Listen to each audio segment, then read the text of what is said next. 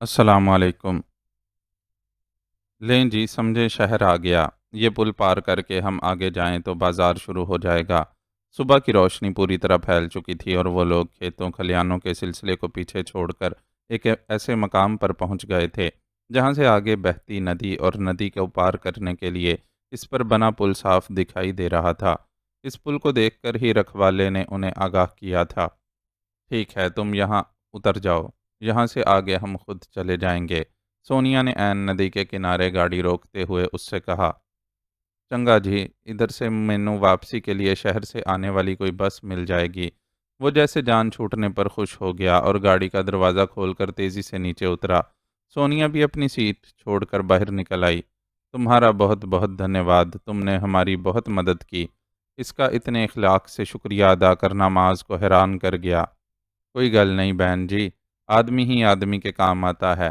وہ بیچارہ جو گن پوائنٹ پر ہر خدمت کے لیے مجبور کیا گیا تھا، اتنی سی خوش اخلاقی پر ہی خوش ہو کر سادگی سے بولا، یہ کچھ پیسے رکھ لو، کرائے وغیرہ کے کام آئیں گے۔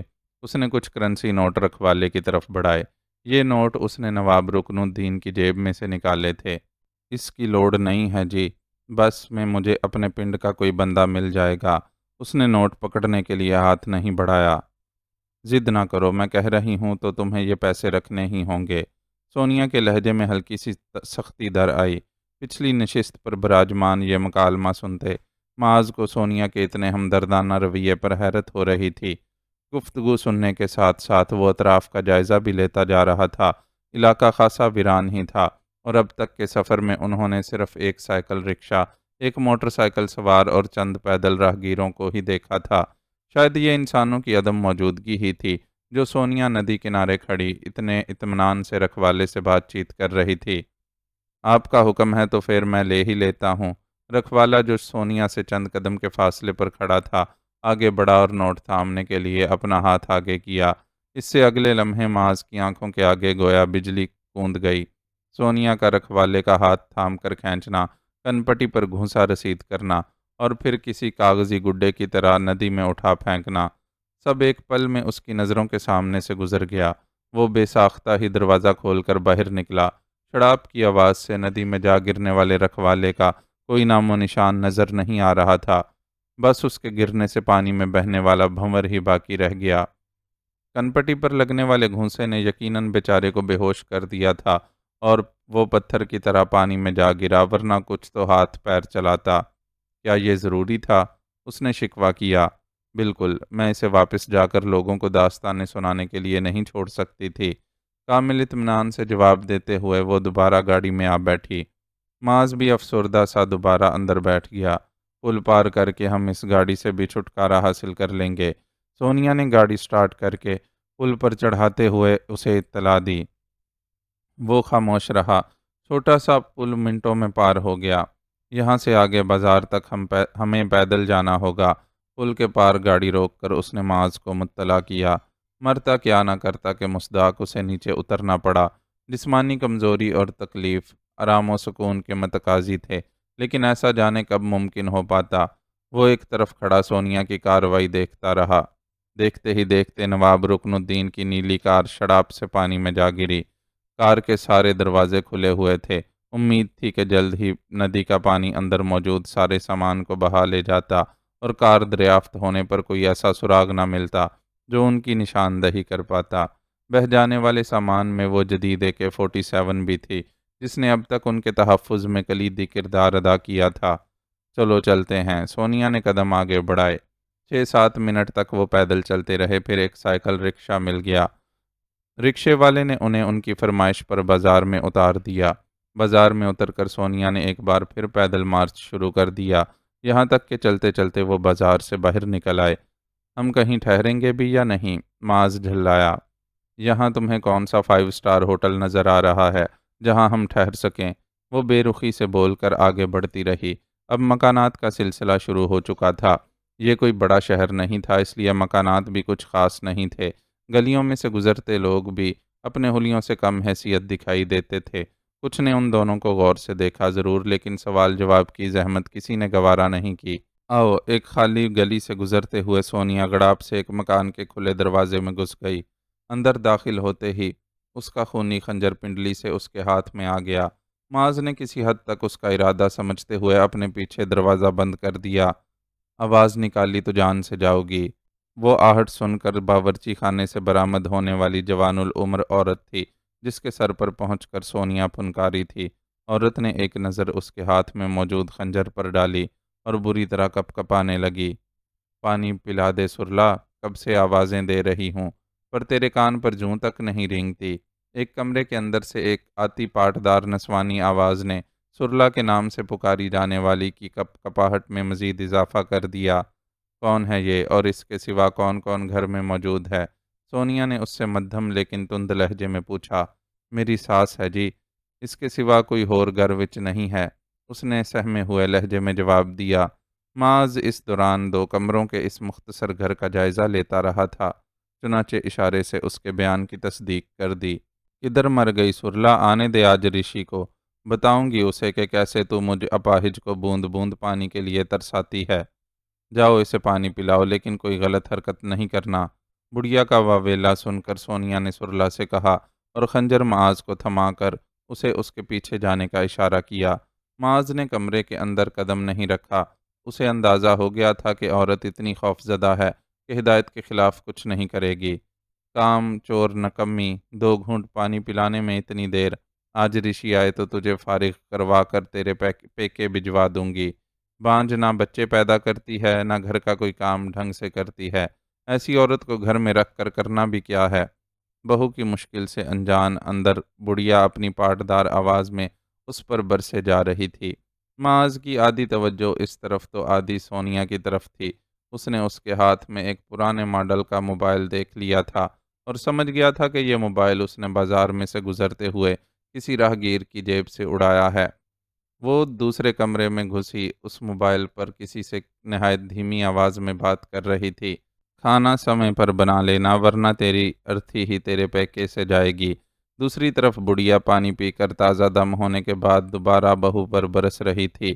وہ اسے منمناتی ہوئی آواز میں جواب دے کر باہر نکلی اور دروازہ بھیڑنے کے بعد معاذ کی طرف یوں سوالیہ نظروں سے دیکھا جیسے اگلا حکم دریافت کر رہی ہو۔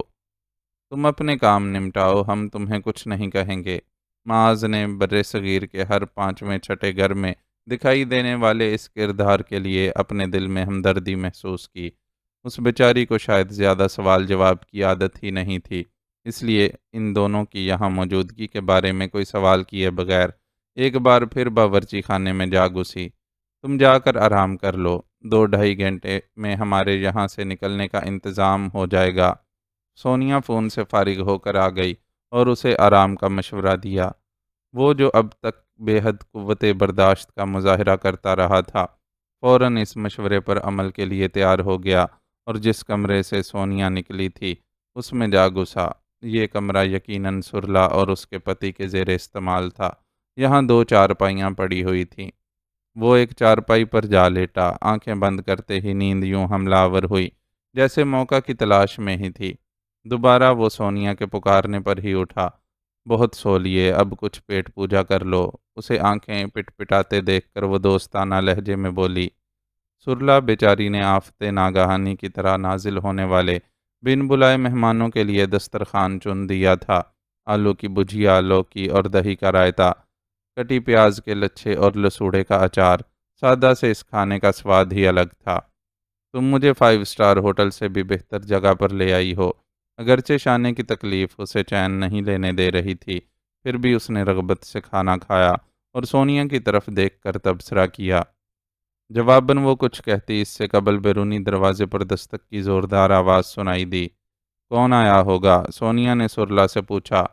معلوم نہیں جی، اس نے لا علمی کا اظہار کیا۔ اچھا جا کر دیکھو اور کوشش کرو کہ آنے والے کو دروازے ہی سے ٹال دو۔ سونیا ہدایت دینے کے ساتھ ہی خود بھی اس کے پیچھے دروازے کی طرف چل پڑی۔ اس دوران دستک دوبارہ دی گئی۔ دروازہ کیوں نہیں کھولتی کلموہی؟ کیا بہری ہو گئی ہے؟ سرلا کی ساس کی ٹانگیں فالج کی وجہ سے ناکارہ ہو گئی تھیں، لیکن زبان کی دھار بڑی تیز تھی۔ کون ہے؟ سونیا خنجر بدست دروازے کے دائیں جانب کھڑی تھی۔ سرلا نے بلند آواز میں استفسار کرتے ہوئے کنڈی کھول دی اور بالکل غیر متوقع طور پر لپک کر باہر نکل گئی۔ رشی، رشی، بھاگو یہاں سے! اس کی آواز اتنی بلند تھی کہ اندر موجود دروازے کی طرف کان لگائے بیٹھے معاذ تک بھی پہنچ گئی، اور وہ فوراً ہی اپنی جگہ سے اٹھ کر دروازے کی طرف بھاگا۔ اس اثنا میں سونیا باہر نکل چکی تھی۔ گنڈے ہیں، گھر میں گنڈے، شوہر کا ہاتھ تھام کر اسے اپنے ساتھ دوڑنے کے لیے کھینچتی سرلا کی آواز جان زدہ تھی۔ اپنے اب تک کے تعاون کے برخلاف اس کا یہ عمل نہایت غیر متوقع تھا۔ شاید وہ اب تک خاموش ہی اس لیے تھی کہ پتی کی مخصوص وقت پر آمد متوقع تھی۔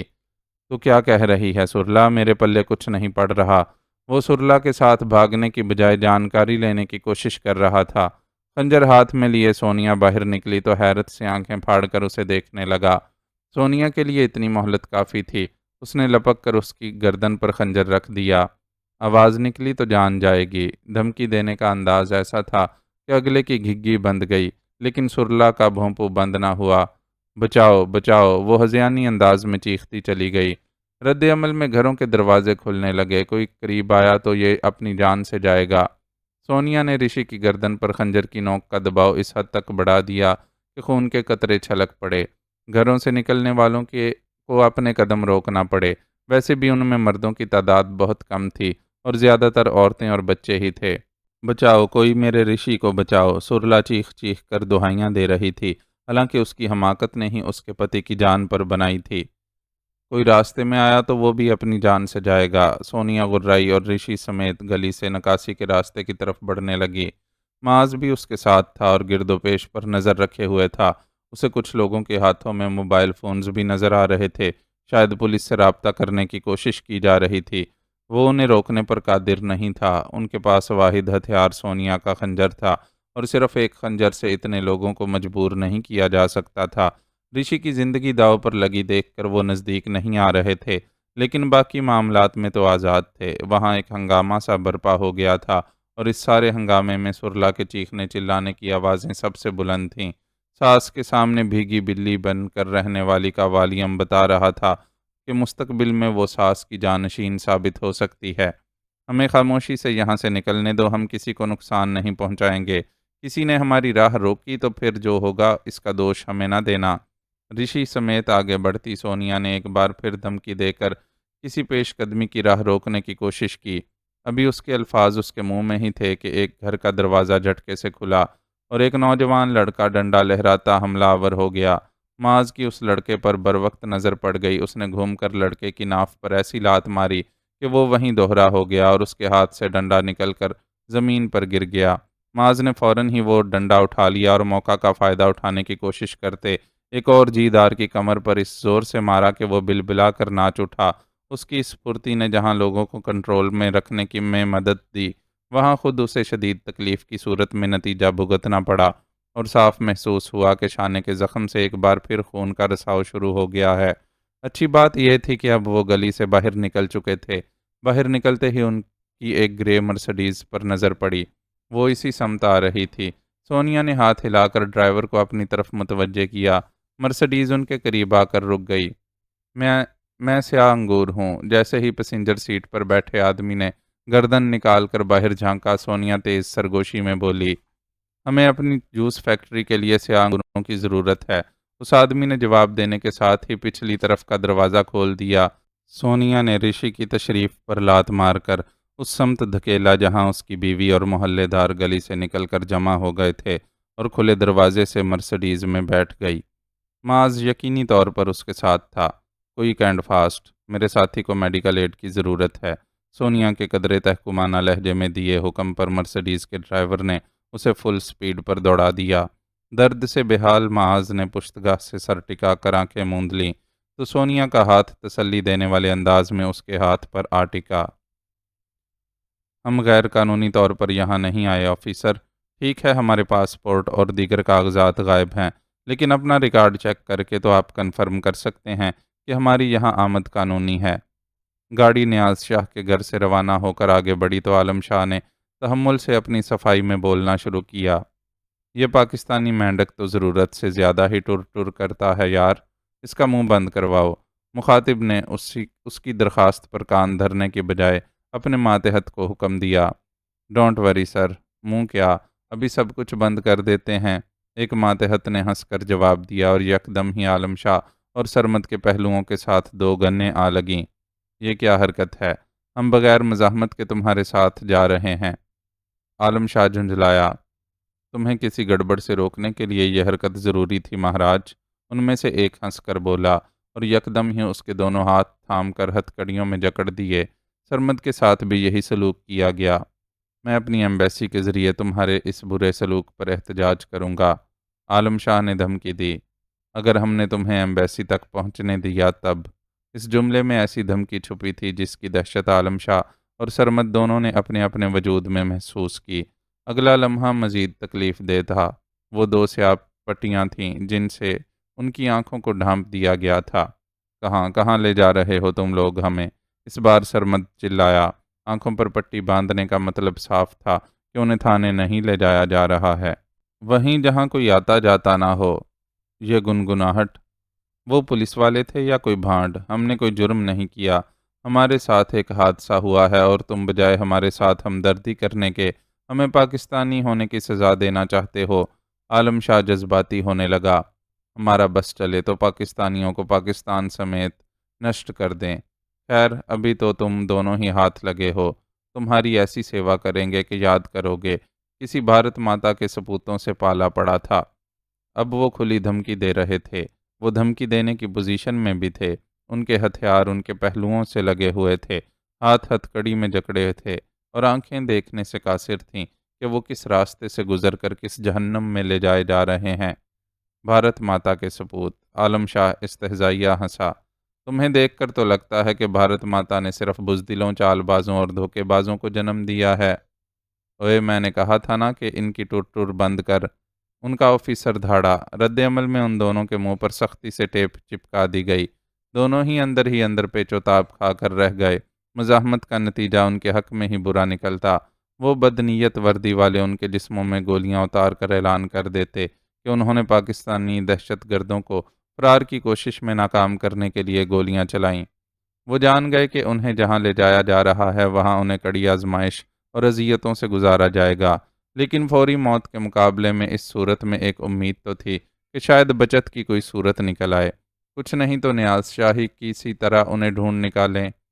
تمہارا وچار ہوگا کہ تمہارا وہ اوپر تک پہنچ رکھنے والا تاؤ تمہیں بچانے آ جائے گا، پر تم دیکھنا کہ ہم تمہیں ایسی جگہ لے جا کر ماریں گے کہ ہواؤں کو بھی تمہارا پتہ نہیں ملے گا۔ ان کے منہ بند کر دینے کے بعد اب وہ خود الٹا سیدھا بولنے کے لیے آزاد تھے۔ انڈیا پاکستانیوں کے ساتھ یہ کرتا ہے، انڈیا پاکستانیوں کے ساتھ وہ کرتا ہے، جب دیکھو یہ راگ الاپتے رہتے ہیں سالے، پھر بھی دیکھو تو روز روز اٹھ کر یہاں آ رہے ہوتے ہیں۔ تمہیں بولتا کون ہے کہ اپنے پلید وجود لے کر ادھر آؤ؟ ہم تو کہتے ہیں جو مسئلے پیچھے چھوڑ کر گئے ہو انہیں بھی اپنے ساتھ پاکستان لے جاؤ۔ بیکار میں ہماری دھرتی ماتا کا بوجھ بنے ہوئے ہیں نمک حرام۔ اس کے الفاظ گواہی دے رہے تھے کہ وہ کس درجے کا متعصب اور شدت پسند ہے۔ ایسے بندے سے کوئی اچھی امید رکھی ہی نہیں جا سکتی تھی۔ کھانا پینا، شادی بیاہ، مرنا جینا سب یہاں ہے نمک حراموں کا، اور پریم پاکستان اور پاکستانیوں سے کرتے ہیں۔ پاکستان ایٹم بم بنائے تو یہ خوش، پاکستان کرکٹ میچ جیتے تو ان کی بتیسی باہر، پاکستان بھارتی جاسوس پکڑ لے تو ان کے ہاں جشن۔ میں تو بولتا ہوں ان سارے نمک حراموں کے گھروں پر بم مار کر ایک ہی جھٹکے میں ان کا کام تمام کر دوں، پر سرکار اور نیتاؤں کی اپنی مجبوریاں ہیں۔ میرے جیسے دیش بھکتوں کی کوئی سنتا ہی نہیں ہے، اس کی کوئی نہیں سنتا تھا، اس لیے اب وہ ان کے منہ بند کر کے اپنے اندر کا سارا زہر ان کی سماعتوں میں انڈیل رہا تھا۔ اللہ اللہ کر کے راستہ ختم ہوا تو انہیں اس کی بک بک سے نجات ملی، لیکن ابھی عشق کے امتحاں اور بھی تھے۔ گاڑی جانے کہاں رکی، لیکن پہلے مرحلے پر ہی پکڑنے والوں نے اپنی نفرت کا بھرپور اظہار کرنا شروع کر دیا۔ وہ کسی جانور کی طرح گھسیٹ کر نیچے اتارے گئے اور پھر لاتیں، ٹھڈے اور ہتھیاروں کے بٹ مار کر ایک سمت میں دھکیلے جانے لگے۔ مزاحمت کی گنجائش نہیں تھی۔ وہ دونوں بے پناہ برداشت سے کام لیتے ہوئے اس سمت میں آگے بڑھتے رہے جس سمت میں انہیں ہانکا جا رہا تھا۔ آخر ایک جگہ انہیں رکنے کا حکم مل گیا۔ کپڑے اتار کر الٹا لٹکا دو۔ حکم جاری ہونے کی دیر تھی۔ ان کے پیر مضبوط پھندوں میں جکڑے گئے اور پل میں وہ اس طرح الٹے لٹکے ہوئے تھے جیسے کسائی ذبح کیے گئے بکروں کی کھال اتارنے کے لیے انہیں الٹا لٹکاتا ہے۔ وہ کسائیوں سے کچھ بڑھ کر ہی تھے۔ بولو کہ تم پاکستانی جاسوس ہو، خاردار کوڑوں سے ان کے جسموں کو تختہ مشق بناتے ہوئے حکم صادر کیا گیا۔ ستم سا ستم تھا، منہ پر ٹیپ چپکا کر بولنے کا حکم دیا جا رہا تھا۔ وہ بیچارے بولنا تو دور کی بات، جسم میں انگارے بھر دینے والی اذیت کو بھی خاموشی سے سہنے پر مجبور تھے، اور ان کی ہر چیخ ان کے جسم کے گنبد میں ہی دم توڑ رہی تھی۔ وہ محسوس کر سکتے تھے، ہر لگائی جانے والی ضرب کے ساتھ ان کی کھال ادھڑ رہی تھی اور بننے والے زخموں سے قطرہ قطرہ کر کے خون بہہ رہا تھا۔ تکلیف ایسی شدت کی تھی کہ ہر بار پورا جسم بن جل کی مچھلی کی طرح تڑپ اٹھتا تھا۔ دہشت گردی کا کون سا پلان لے کر بھارت آئے تھے؟ کہیں بم دھماکے کرنے تھے یا نردوش شہریوں پر گولیاں برسانا تھیں؟ ہر الزام کے ساتھ کوڑوں کی ایک نہ رکنے والی برسات جاری تھی۔ الزام بھی ایسے تھے جن کے بارے میں وہ تصور بھی نہیں کر سکتے تھے کہ کبھی ان سے ایسے بھیانک جرائم سرزد ہوں گے۔ تمہارے اور ساتھی کہاں ہیں؟ یہاں کون لوگ تمہیں فیسیلیٹ کر رہے ہیں؟ سوال در سوال تھا، لیکن عجیب حماقت تھی کہ انہیں جواب دینے کی گنجائش ہی نہیں دی گئی تھی۔ شاید وہ جوابات چاہتے بھی نہیں تھے۔ اپنے ہر سوال کا جواب انہوں نے خود طے کر رکھا تھا، اور ہر الزام کے بارے میں طے تھا کہ وہ درست ہے۔ ان حالات میں عالم شاہ سوچ رہا تھا کہ ان کا مزاحمت نہ کرنے کا فیصلہ شاید غلط تھا۔ انہیں بھرپور مزاحمت کرنا چاہیے تھی، اور کسی نہ کسی طرح ان جلاد صفت لوگوں کے چنگل سے نکل بھاگنا چاہیے تھا۔ بعد میں وہ اپنے سفارت خانے کا تعاون حاصل کر کے خود کو بے گناہ ثابت کر سکتے تھے۔ یہاں تو ایسا لگ رہا تھا کہ یہ لوگ انہیں مار مار کر ہی ختم کر دیں گے، یا پھر اتنا ماریں گے کہ وہ بے بس ہو کر ہر الزام کو سچ ماننے پر راضی ہو جائیں گے۔ مگر اب یہ سب سوچنا بھی لا حاصل تھا۔ بند آنکھوں، بند منہ اور ہتھ کڑیوں میں جکڑے ہاتھوں کے ساتھ الٹا لٹکا ہوا بندہ، جس کے جسم پر خاردار کوڑے آگ دہکا رہے ہوں، جو بھی سوچے وہ لا حاصل ہی تھا۔ اور پھر سوچنا بھی کون سا آسان تھا۔ مسلسل الٹا لٹکا رہنے کے باعث ایک طرف دماغ کو خون کا بے تحاشا دباؤ برداشت کرنا پڑ رہا تھا، تو دوسری طرف بندھی ہوئی ٹانگیں پورے جسم کا وزن جھیلتی ٹوٹنے سی لگی تھیں۔ وہ دیکھ نہیں سکتے تھے، لیکن محسوس کر سکتے تھے کہ ان کے زخموں سے نکلنے والا خون دھیرے دھیرے بہتا اب زمین پر ٹپکنے لگا ہے۔ اس بے پناہ اذیت سے نجات کی راہ آخرکار قدرت نے ہی عطا کی۔ پہلے سرمد کی برداشت نے جواب دیا اور وہ بے ہوش ہوا، پھر عالم شاہ کے حواس بھی ساتھ چھوڑ گئے۔ اتنا سبق کافی ہے، اب نیکسٹ سٹیپ لو۔ جانے کتنا عرصہ بے ہوشی کے عالم میں گزرا تھا۔ عالم شاہ کو ہوش آیا تو سماعتوں سے ایک شناسا سی محسوس ہوتی آواز ٹکرائی، لیکن بس فقط احساس شناسائی تھا، وہ اس آواز کو شناخت نہیں کر سکا تھا۔ بولو تو تھوڑی خاطر اور کر دیں، اس جنم میں تو کیا اگلے 7 جنموں میں بھی پھر کبھی بھارت آنے کا نہیں سوچے گا۔ بات کہہ کر اختتام پر کہا لگانے والا وہی تھا جو اب تک انہیں گرفتار کر کے لانے والی پولیس پارٹی کو لیڈ کرتا رہا تھا۔ او نہیں یار، پہلے ہی سالوں کی حالت پتلی ہے، مرمرا گئے تو میرے لیے پرابلم ہو جائے گی۔ یہ وہی تھا جس کی آواز شناسا سی لگتی تھی، لیکن پہچانی نہیں جاتی تھی۔ چل ٹھیک ہے، جیسی تیری اچھا۔ ان دونوں کے درمیان بڑی افہام و تفہیم کی فضا تھی۔ تو اسے انجوائے کر، پورے 20 سال پرانی ہے، کل ہی ایک چاہنے والے نے بھجوائی ہے۔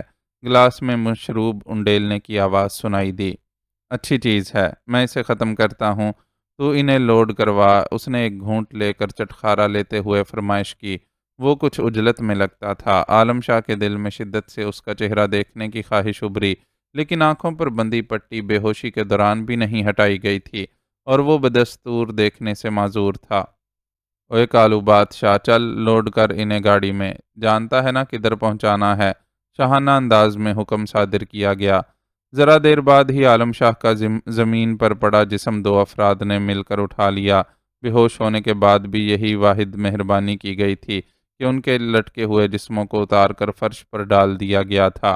گھوڑے کی طرح دکھتا جسم 4 انسانی ہاتھوں پر بورے کی طرح جھولتا ہوا آگے بڑھتا چلا گیا، اور پھر کسی بورے ہی کی طرح ایک گاڑی میں پٹخ دیا گیا۔ زخمی جسم اس غیر انسانی سلوک پر دہائیاں دے ہی رہا تھا کہ ایک اور بورا اس کے اوپر آ کر گرا۔ سرمد انسانی گوشت پوست کا لمس اس نے تکلیف کے باوجود شناخت کر لیا، اور اس کے دل نے گواہی دی۔ شاید یہ رات کا وقت ہے۔ گاڑی نے سفر شروع کیا اور تھوڑی دور نکلی تو اس نے اندازہ قائم کیا۔ انہیں جب لایا گیا تھا تو وقفے وقفے سے دوسری گاڑیوں کی آوازیں بھی سنائی دیتی رہی تھیں، لیکن اب گویا ہو کا عالم تھا۔ ایسا سناٹا عموماً رات کے پچھلے پہر ہی ہوتا ہے۔ وہ کافی دیر تک سفر کرتے رہے۔ اس دوران اسے ایک آدھ بار ہی کسی دوسری گاڑی کے انجن کی آواز سنائی دی۔ آخرکار ایک جگہ گاڑی رک گئی۔ اسی جگہ کا بولا تھا نا سر نے؟ کسی نے دوسرے سے استفسار کیا تھا۔ ہاں یہی جگہ ہے، تم جلدی اپنا کام کرو، ہمیں واپس بھی جانا ہے۔ جواب دینے والے کے لہجے میں قدرے بیزاری اور سختی تھی۔ اس جواب کے ساتھ ہی کوئی اگلا دروازہ کھول کر نیچے اترا، پھر معمولی سے توقف کے بعد عالم شاہ نے خود پر لدا بوجھ ہٹتا محسوس کیا۔ سرمد کو اس کے اوپر سے گھسیٹ لیا گیا تھا۔ بوجھ ہٹنے پر ابھی اس نے کھل کر سکون کا سانس بھی نہیں لیا تھا کہ اسے بھی کسی بھیڑ بکری کی طرح گاڑی سے باہر گھسیٹ لیا گیا۔ باہر زمین نرم تھی، ورنہ جس طرح اسے پٹخا گیا تھا خاصی شدید چوٹ لگتی۔ کیا یہ لوگ رات کے اندھیرے میں ہمیں گولی مار کر خود یہاں سے فرار ہونے لگے ہیں؟ آنکھیں دیکھنے سے محروم کر دی گئی تھیں، اس لیے سارا زور سماعتوں پر تھا اور کان سن رہے تھے کہ گاڑی کا انجن مسلسل سٹارٹ ہے۔ اس سٹارٹ انجن نے اس کے دماغ میں ایک خیال پیدا کیا تو ریڑھ کی ہڈی میں سنسناہٹ سی دوڑ گئی اور سارے جسم میں ایک تناؤ کی سی کیفیت پیدا ہو گئی۔ ابھی موت کا وقت نہیں آیا ہے۔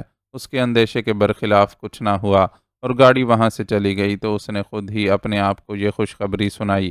ہاں یہ خوشخبری ہی تھی، بھلے سے وہ معذوروں کی طرح زمین پر پڑے ہوئے تھے، بھلے ہی ان کے جسم درد سے تڑپتے تھے اور بھلے ہی وہ اپنے ارد گرد کی دنیا کو نہیں دیکھ پاتے تھے، لیکن ہر آزار سے بڑھ کر یہ احساس خوشکن تھا کہ ابھی موت کا وقت نہیں آیا اور زندگی باقی ہے۔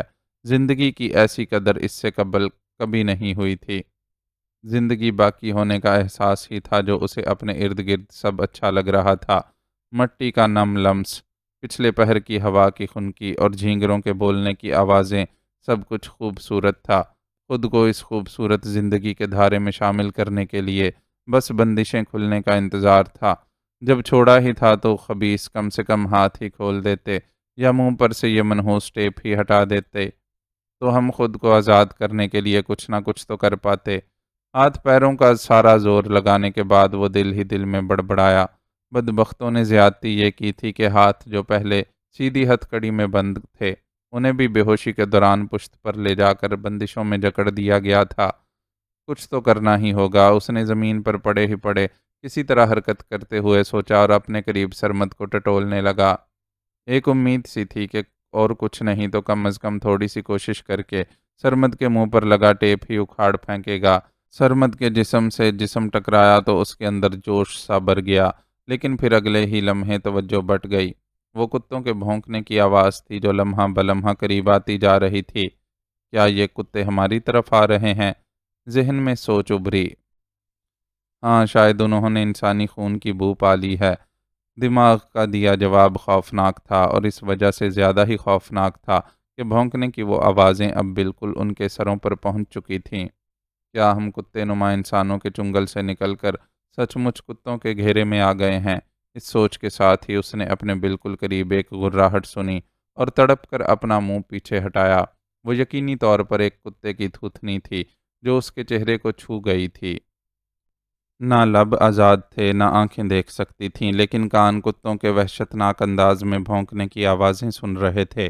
یہ آوازیں ایسی تھیں کہ اچھے بھلے دل گردے والے آدمی کا بھی دم خشک ہو جائے۔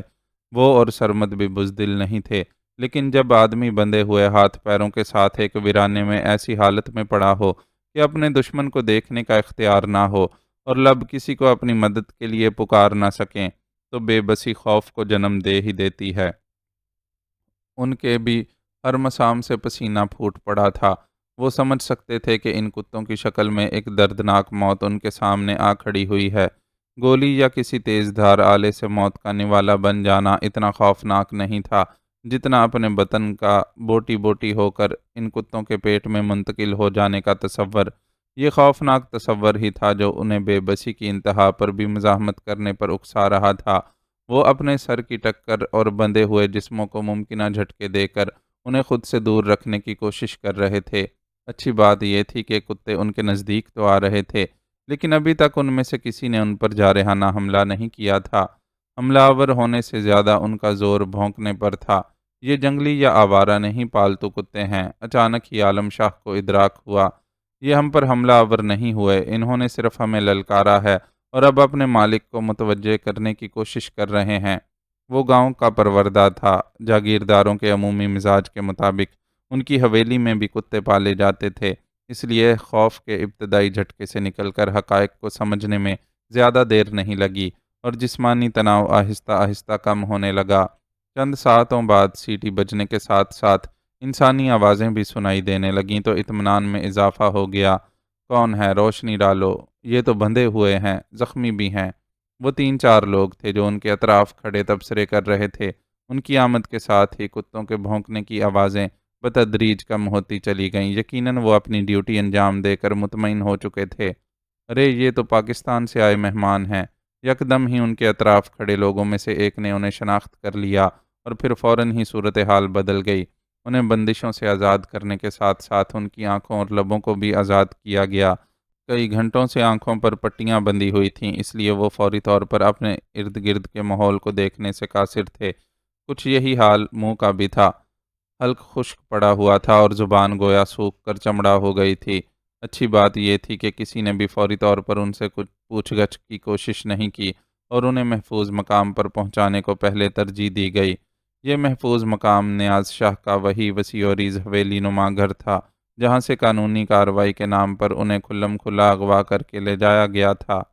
کہاں سے ملے یہ لوگ؟ ان کا یہ حال کیسے ہوا؟ لمحوں میں نیاز شاہ کے بیٹے ان کے ارد گرد جمع ہو گئے۔ یہ ساری باتیں بعد میں معلوم کرتے رہنا، پہلے فردوس کو بلاؤ، انہیں فوری ٹریٹمنٹ کی ضرورت ہے۔ شکیل نے عقل مندی سے کام لیا اور چوتھے نمبر کے بھائی جلیل کی بیوی کو بلوانے کا مشورہ دیا۔ فردوس ڈاکٹر تھی اور ایک مقامی ہسپتال میں ملازمت کرتی تھی۔ فردوس کے آنے تک ملازمین نے ابتدائی کارروائی شروع کر دی۔ ان کے جسموں سے چپک جانے والی مٹی اور زخموں سے نکلنے والا خون صاف کیا جا رہا تھا۔ ایسی درندگی میں بتا رہا ہوں بھائی صاحب، اس ظلم پر میں چپ نہیں بیٹھوں گا۔ ان کی حالت پر رنجیدہ فیصل حسب مزاج جذباتی پن سے کہہ رہا تھا۔ لازمی بات ہے ہم خاموش نہیں رہیں گے، لیکن کسی جذباتی قدم سے پہلے ہمیں عالم شاہ اور سرمد سے حالات جاننے ہوں گے۔ شکیل نے رسان سے جواب دیا۔ میرے خیال میں ایس پی صاحب کو اطلاع کر دینا چاہیے، عقیل نے مشورہ دیا۔ ہاں، یہ کام فوری طور پر کر ڈالو۔ ان کی باہمی گفتگو اور صلاح مشورے جاری تھے۔ سب کچھ سنتے عالم شاہ اور سرمد فی الحال مہربہ لب تھے۔ سرمد کے تو عالم شاہ کی اجازت کے بغیر کچھ بولنے کا سوال ہی پیدا نہیں ہوتا تھا، جبکہ عالم شاہ کچھ بولنے سے زیادہ اس بات پر غور کرنے کی کوشش کر رہا تھا کہ آخر ان کے ساتھ ہوا کیا ہے۔ اف مائی گاڈ، انہیں تو بہت بری طرح ٹارچر کیا گیا ہے۔ بلاوے پر آنے والی فردوس ان کی حالت دیکھ کر دنگ رہ گئی۔ تم انہیں ٹریٹمنٹ دو، ان کی حالت کچھ بہتر ہو تو ابا جی اور سجل کو ان کے ملنے کی خوشخبری سنائیں گے۔ جلیل نے سنجیدگی سے بیوی سے کہا تو وہ بھی پوری پیشہ ورانہ مہارت کے ساتھ حرکت میں آ گئی۔ 2 ملازمین کے ساتھ فیصل بھی اس کی مدد کر رہا تھا۔ دونوں زخمیوں کی مرہم پٹی کرتے کرتے تقریباً پون گھنٹہ لگ گیا۔ فردوس نے جلیل کو بھیج کر اپنے کمرے میں سے چند ٹیبلٹس اور کیپسول بھی منگوا لیے۔ انہیں نیم گرم دودھ کے ساتھ کوئی بسکٹ وغیرہ کھلائیں، پھر یہ دوائیں دیں۔ زخموں کو سکھانے اور درد کم کرنے کے لیے یہ دوائیں ضروری ہیں، فردوس نے ہدایت دی، جس پر فوری عمل کیا جانے لگا۔ آپ جا کر ذرا سلیقے سے سجل کو ان لوگوں کے ملنے کی خبر سنا دیں، وہ بیچاری بہت پریشان ہے۔ فردوس اپنے کام سے فارغ ہو گئی تو فیصل نے اس سے کہا۔ فردوس سر ہلاتے ہوئے وہاں سے چلی گئی۔ آج کی رات اس گھر کے مکینوں پر بہت بھاری تھی۔ اتنے شوق کے ساتھ بلوائے گئے مہمانوں کے ساتھ جو کچھ بیتا تھا، اس نے دماغ کی چولیں ہلا دی تھیں۔ بچوں کے علاوہ صرف نیاز شاہ تھے جو سو سکے تھے، وہ بھی صرف اس لیے کہ انہیں اعصابی دباؤ سے بچانے کے لیے فردوس نے انہیں ٹرینکولائزر دے رکھی تھی۔ عالم، کیا تم اپنے اندر ہمت پا رہے ہو کہ ہمیں اپنے ساتھ بیتی سنا سکو؟ فردوس کی حسب ہدایت انہیں دوائیں وغیرہ کھلائی جا چکیں تو شکیل نے عالم شاہ کے قریب بیٹھتے ہوئے نرمی سے اس سے پوچھا۔ اس کے پاس بھی مزید خاموش رہنے کا کوئی جواز نہیں تھا۔ عجیب بات ہے، ہماری پولیس یا خفیہ ایجنسیز اس انداز میں کام نہیں کرتی۔ انہیں کسی کو پھنسانا ہو تو پھر آخری حد تک جاتے ہیں۔ یوں پکڑنا، ٹارچر کرنا اور پھر چھوڑ دینا بہت ہی عجیب ہے۔ تفصیلات سن کر شکیل نے حیرت کا اظہار کیا۔ کمال یہ بھی ہے کہ ہم پورا دن کوشش کرتے رہنے پر بھی تم لوگوں کا کوئی کھوج نہیں لگا پائے۔ ہمارے تقریباً سارے محکموں میں اچھے خاصے تعلقات ہیں، لیکن ہمیں کہیں سے بھی کوئی جانکاری نہیں مل سکی کہ تم لوگوں کو اریسٹ کیا گیا ہے۔ یا کوئی سیکرٹ ایجنسی تمہارے خلاف کوئی انویسٹیگیشن کر رہی ہے؟ حیرت کا یہ مظاہرہ کرنے والا عقیل تھا۔ میں کیا کہہ سکتا ہوں، یہاں کے سسٹم اور لوگوں کو آپ بہتر جانتے ہیں۔ وہ پھیکے انداز میں مسکرایا۔ مجھے تو لگتا ہے کہ پولیس کی آڑ میں کسی اور نے کارروائی کی ہے، فیصل نے خیال ظاہر کیا۔ لیکن کوئی ایسا کیوں کرے گا؟ کسی کو ان سے کیا دشمنی ہو سکتی ہے؟ ہو سکتا ہے دشمنی ہم سے نہیں آپ سے ہو، اور ہمارے ساتھ یہ سلوک کر کے آپ کو کوئی پیغام دینے کی کوشش کی گئی ہو۔ عالم شاہ نے بہت دیر سے ذہن میں پنپتا ایک خیال گوش گزار کیا۔ بھارت کی سرزمین پر قدم رکھتے ہی ان کے ساتھ جو حادثات کا سلسلہ شروع ہوا تھا، اس نے اسے ایسا سوچنے پر مجبور کیا تھا۔ وہ تو یہاں اجنبی تھے، ان کے ساتھ بھلا یہاں کسی کی کیا دشمنی ہونا تھی؟ ہاں، یہ ممکن تھا کہ وہ اپنے میزبانوں کی کسی دشمنی کی بھینٹ چڑھ گئے ہوں۔ اسے ایئرپورٹ سے یہاں آتے ہوئے پیش آنے والا ڈکیتی کا واقعہ بھی ایسی ہی کسی دشمنی کا سلسلہ لگ رہا تھا۔ مجھے نہیں لگتا، ہم دوست بنانے والے لوگ ہیں، ہماری بھلا کسی سے کیا دشمنی ہو سکتی ہے؟ جلیل نے اس کے خیال کی تردید کی۔ ہماری دشمنیوں کے سلسلے بھی اتنے دراز نہیں کہ یہاں تک چلے آئیں۔ نہ چاہتے ہوئے بھی عالم شاہ کا لہجہ قدرے تلخ ہو گیا۔ اسی وقت سجل کمرے میں چلی آئی۔ متورم پپوٹے اور ستا ہوا چہرہ گواہ تھا کہ وہ اس کے غیاب کے عرصے میں مستقل روتی رہی ہے۔ ادا، عالم شاہ کو دیکھتے ہی اس کی آنکھوں میں نمی اتری۔ آپ ٹھیک تو ہیں نا ادا؟ وہ قریب چلی آئی۔ فل آستینوں والے ڈھیلے ڈھالے کرتا شلوار نے جسم کے زخموں اور پٹیوں کو تو چھپا لیا تھا، لیکن عالم شاہ اور سرمد کے چہروں پر بھی چند نشان تھے جس نے اسے یہ سوال کرنے پر مجبور کر دیا تھا۔ سب ٹھیک ہے سجل، بس پولیس والوں کو ذرا سی غلط فہمی ہو گئی تھی، اب سب ٹھیک ہو گیا ہے۔ اس نے بہن کے سر پر ہاتھ رکھ کر شفقت سے اسے تسلی دی۔ ہم واپس پاکستان چلتے ہیں ادا، ہم نہیں رہیں گے یہاں۔ جہاں آتے ہی ہم پر ایک کے بعد ایک مصیبت ٹوٹتی چلی جا رہی ہے۔ وہ متحمل مزاج تھی، لیکن پے در پہ پیش آنے والے حادثات نے اسے بہت حساس کر دیا تھا۔ ایسا لگتا تھا جو کھو چکا اس کے بعد مزید کچھ کھونے کا حوصلہ نہیں رہا، اسی لیے ایسی بات کر رہی تھی۔ انسان اپنی قسمت سے بھاگ کر کہیں نہیں جا سکتا سجل، انسان پر مشکل وقت کبھی بھی اور کہیں بھی آ سکتا ہے۔ تم اس بات پر شکر ادا کرو کہ ہم اس مشکل سے نکل آئے ہیں۔ عالم شاہ اسے سمجھانے لگا۔ باقی حاضرین ذرا شرمندہ شرمندہ سے نظر آتے تھے۔ جو پیش آیا اس میں ان کا کوئی قصور نہیں تھا، لیکن بحیثیت میزبان وہ خود پر ذمہ داری محسوس کر رہے تھے۔ کسی وہم کو اپنے دل میں جگہ مت دو۔ ہم یہاں فیصل کی شادی میں شریک ہونے آئے ہیں، شریک ہو کر ہی جائیں گے، اور انشاءاللہ واپسی کے سفر میں ہمارے ساتھ بہت سی خوشگوار یادیں ہوں گی۔ وہ اپنے الفاظ سے بہن کو سمجھانے کے ساتھ ساتھ میزبانوں کی دلجوئی کی بھی کوشش کر رہا تھا۔ ایس پی صاحب تشریف لائے ہیں، ملازم نے آ کر اطلاع دی تو سجل اٹھ کر باہر نکل گئی۔ وہ قریبی اعضاء اور ملازمین سے پردہ نہیں کرتی تھی، لیکن ان کے ہاں غیر اور انجانے لوگوں سے پردے کا رواج تھا، اور اس رواج کی پوری پاسداری کرتی تھی۔ سجل کے جانے کے بعد چوڑے چکلے چہرے والا ایس پی کمرے میں داخل ہوا۔ اسے بہت احترام سے بیٹھنے کے لیے کرسی پیش کی گئی، اور شکیل نے اب تک کی ساری صورتحال دھیرے دھیرے سے اس کے گوش گزار کی۔ میں اغوا کے پورے واقعے کو آپ دونوں کی زبانی سننا چاہتا ہوں۔ بہت وچار کے ساتھ آپ ڈیپلی سارا کچھ سنائیں۔ ان لوگوں کی آپس کی باتیں، آپ سے ڈائیلاگ، آس پاس کا ماحول، کچھ بھی مس نہیں کرنا، ایس پی نے فرمائش کی، اور روئے سخن پہلے سرمد کی طرف کیا۔ سرمد سارا قصہ سناتا چلا گیا، لیکن اس کا زیادہ وقت بے ہوشی میں گزرا تھا، اس لیے اس کے پاس بتانے کو بہت زیادہ نہیں تھا۔ ایس پی نے اس سے چند ایک سوالات کیے اور پھر عالم شاہ کی طرف متوجہ ہو گیا۔ عالم شاہ چونکہ اغوا کاروں کی قید میں ہی ہوش میں آ چکا تھا، اس لیے اس کے پاس بتانے کے لیے سرمد کے مقابلے میں زیادہ باتیں تھیں۔ ایس پی نے ہوش کے عالم میں اس کی سنی جانے والی گفتگو میں خاصی دلچسپی لی، اور اتنے کرید کرید کر سوالات کیے کہ عالم شاہ اگر کوئی بات وقتی طور پر بھول بھی گیا تھا تو اسے یاد آتی چلی گئی۔ اس شخص نے یہ کیوں کہا کہ وہ تمہاری اتنی خاطر کر دیتا ہے کہ اس جنم میں تو کیا اگلے 7 جنموں میں بھی بھارت آنے کا نہ سوچو؟ سب سن کر ایس پی نے نکتہ اٹھایا۔ پاکستان اور پاکستانیوں سے رنجش کے علاوہ کیا بات ہو سکتی ہے؟ میں نے آپ کو بتایا نا کہ راستے بھر بھی وہ لوگ پاکستان اور پاکستانیوں کے خلاف زہر اگلتے رہے تھے۔ وہ الگ بات تھی، اس وقت وہ جانتے تھے کہ تم ان کی باتیں سن رہے ہو، لیکن جس وقت یہ جملہ کہا گیا انہیں تمہارے ہوش میں آنے کی جانکاری نہیں تھی۔ وہ آپس میں بات کر رہے تھے اور ان باتوں سے یہ بھی لگتا ہے کہ پولیس کی وردی میں تم لوگوں کو یہاں سے اریسٹ کر کے لے جانے والا آدمی اس دوسرے آدمی کے لیے کام کر رہا تھا۔ ایس پی نہایت باریک بینی سے حالات کا تجزیہ کر رہا تھا۔ کیا آپ کے خیال میں ہمیں یہاں سے گرفتار کر کے لے جانے والے جعلی پولیس والے تھے؟ عالم شاہ اس کے تجزیے پر چونکا۔ لگتا تو یہی ہے۔ میں نے نیاز شاہ کی ریکویسٹ پر اس سارے معاملے کو بہت اچھی طرح چیک کیا تھا۔ کہیں سے کوئی معمولی سی سنگن بھی نہیں ملی تھی کہ پولیس یا کسی دوسری سیکرٹ ایجنسی نے تم لوگوں کو اریسٹ کیا ہو۔ پاکستان میں ہمارا بہت برا امیج سہی اور کچھ کیسز میں ہماری ہی غلطی بھی سہی، لیکن اب ایسا بھی نہیں کہ ہم انڈیا کی دھرتی پر قدم رکھنے والے ہر پاکستان کی جان کے دشمن بن جاتے ہیں۔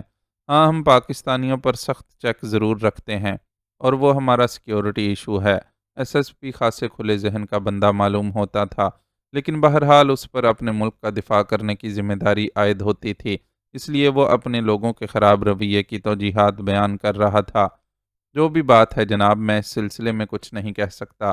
میں تو یہاں آ کر گن چکر ہی بن گیا ہوں۔ مجھ پر اور میرے ساتھی پر نہایت پروفیشنل انداز میں تشدد کیا گیا ہے، اور عموماً ایسا تشدد آپ کی اور ہمارے ہاں کی پولیس ہی کرتی ہے۔ عالم شاہ کے لہجے میں بیزاری اتری۔